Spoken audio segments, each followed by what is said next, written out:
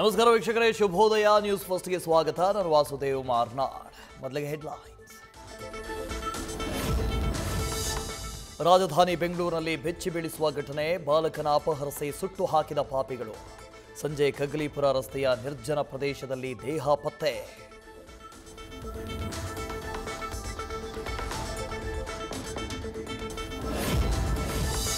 ಧರ್ಮಸ್ಥಳದಲ್ಲಿ ಶವಾಹುತಿಟ್ಟ ಆರೋಪಕ್ಕೆ ಸಿಕ್ತು ಸಾಕ್ಷಿ.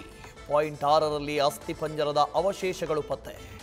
ಅವಶೇಷ ಸಿಕ್ಕ ಸ್ಥಳದಲ್ಲಿ ಹೆಚ್ಚಿನ ಭದ್ರತೆಗೆ ಎಸ್ಐಟಿ ಕ್ರಮ.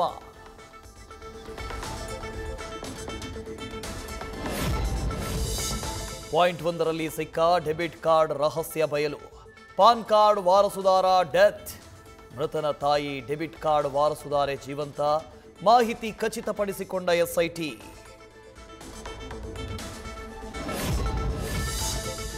ಧರ್ಮಸ್ಥಳದ ವಿಚಾರದಲ್ಲಿ ಎಸ್ಐಟಿ ತನಿಖೆ ಸ್ವಾಗತ. ಆದರೆ ಧರ್ಮಸ್ಥಳದ ಬಗ್ಗೆ ಅಪಪ್ರಚಾರ ಸಹಿಸಲ್ಲ ಅಂತ ಕಿಡಿ. ವಿಜಯನಗರದ ಕೊಟ್ಟೂರು ಪಟ್ಟಣದಲ್ಲಿ ಹೋಮ ಹವನ.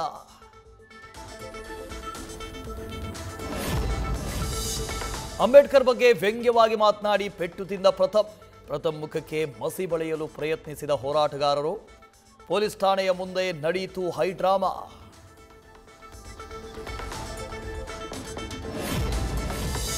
ನಟಿ ರಮ್ಯಾ ಪ್ರಕರಣದ ಬಗ್ಗೆ ಮೌನಕ್ಕೆ ಜಾರಿದ ಸಾರಥಿ. ಅಶ್ಲೀಲ ಸಂದೇಶ ಕಳುಹಿಸಿದವರ ವಿರುದ್ಧ ಧ್ರುವ ರಾಂಗ್. ಡಿ ಫ್ಯಾನ್ಸ್ಗೆ ನಿರ್ಮಾಪಕ ರಾಕ್ಲೈನ್ ವೆಂಕಟೇಶ್ ವಾರ್ನಿಂಗ್.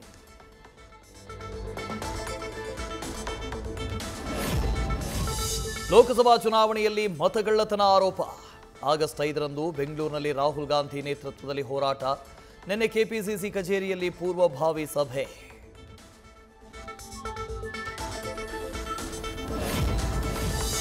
ಸಚಿವ ರಾಜಣ್ಣ ಹನಿ ಟ್ರ್ಯಾಪ್ ಪ್ರಕರಣದಲ್ಲಿ ಸಾಕ್ಷಿ ಕೊರತೆ.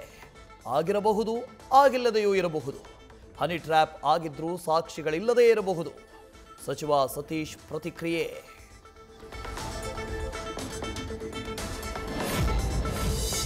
ಇವತ್ತು ಮಾಜಿ ಸಂಸದ ಪ್ರಜ್ವಲ್ ರೇವಣ್ಣ ಪಾಲಿಗೆ ಬಿಗ್ ಡೇ.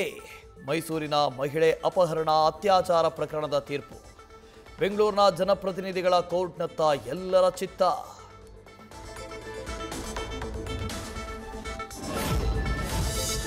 ಮತ್ತೆ ದೆಹಲಿ ಪ್ರವಾಸಕ್ಕೆ ಸಜ್ಜಾದ ಸಿಎಂ ಸಿದ್ದರಾಮಯ್ಯ. 2 ದಿನಗಳ ಕಾಲ ದೆಹಲಿಯಲ್ಲಿ ವಾಸ್ತವ್ಯ. ಬ್ರಿಡ್ಜ್ ಟು ಬೆಂಗಳೂರು, ಸಾಮಾಜಿಕ ನ್ಯಾಯ, ಅಂಬೇಡ್ಕರ್ ದೃಷ್ಟಿಕೋನದಲ್ಲಿ ಭಾಗಿ.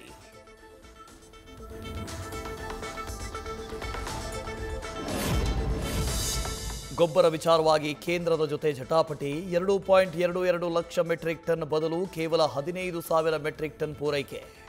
ಕೇಂದ್ರ ಸಚಿವ ನಡ್ಡಾ ಭೇಟಿಗೆ ಸಮಯ ಕೇಳಿದ ಚೆಲುವರಾಯಸ್ವಾಮಿ.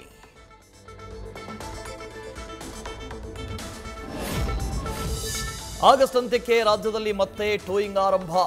ಜನರ ಜೊತೆ ಮಾನವೀಯತೆಯಿಂದ ವರ್ತಿಸಲು ಸೂಚನೆ. ಗೃಹ ಸಚಿವ ಡಾಕ್ಟರ್ ಜಿ ಪರಮೇಶ್ವರ್ ಹೇಳಿಕೆ.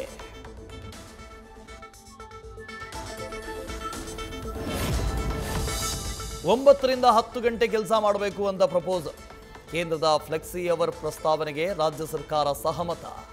ಸಿಎಂ ಡಿಸಿಎಂ ಜೊತೆ ಚರ್ಚಿಸಿ ಅಂತಿಮ ತೀರ್ಮಾನ ಎಂದ ಲಾರ್ಡ್.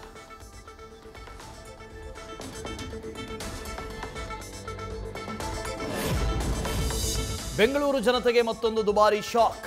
ಇಂದಿನಿಂದ ಆಟೋ ಪ್ರಯಾಣ ದರ ಹೆಚ್ಚಳ. ಪ್ರತಿ 2 ಕಿಲೋಮೀಟರ್ಗೆ 36 ರೂಪಾಯಿ ನಿಗದಿ.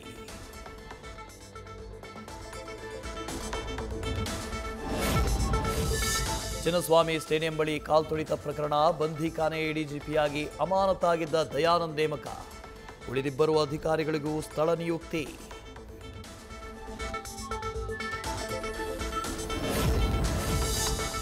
ಪ್ರಯಾಣಿಕರಿಂದ ಕಿಕ್ಕಿರಿದು ತುಂಬಿದ್ದ ಬಸ್. ಮಹಿಳೆಯರ ಬ್ಯಾಗ್ನಲ್ಲಿದ್ದ ಚಿನ್ನಾಭರಣ ದೋಚಿ ಖತರ್ನಾಕ್ ಗ್ಯಾಂಗ್ ಎಸ್ಕೇಪ್. ಸಿಸಿಟಿವಿ ಪರಿಶೀಲಿಸಿ 3 ಯುವತಿಯರ ಬಂಧನ.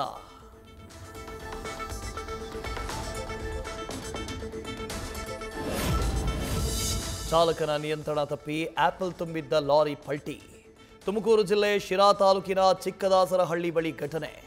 ಶಿಮ್ಲಾದಿಂದ ಮೈಸೂರು ಕಡೆಗೆ ತೆರಳುತ್ತಾ ಇದ್ದ ಲಾರಿ ಚಾಲಕನಿಗೆ ಗಾಯ.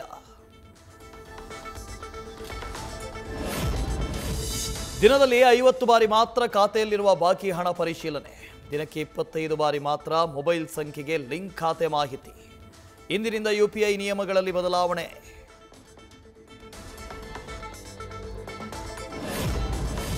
ಸೌರಶಕ್ತಿ ಉತ್ಪಾದನೆಯಲ್ಲಿ ಜಪಾನನ್ನ ಹಿಂದಿಕ್ಕಿದ ಭಾರತ 1,08,494 ಗಿಗಾವ್ಯಾಟ್ ದಾಖಲೆಯ ವಿದ್ಯುತ್ ಉತ್ಪಾದನೆ. ಚೀನಾ ಮತ್ತು ಅಮೆರಿಕ ನಂತರದ ಸ್ಥಾನದಲ್ಲಿ ಎನರ್ಜಿ ಬಳಕೆ. ನ್ಯೂಸ್ ಫಸ್ಟ್ ನಿರ್ಭೀತಿಯಿಂದ ನಿಮ್ಮ ಪರವಾಗಿ.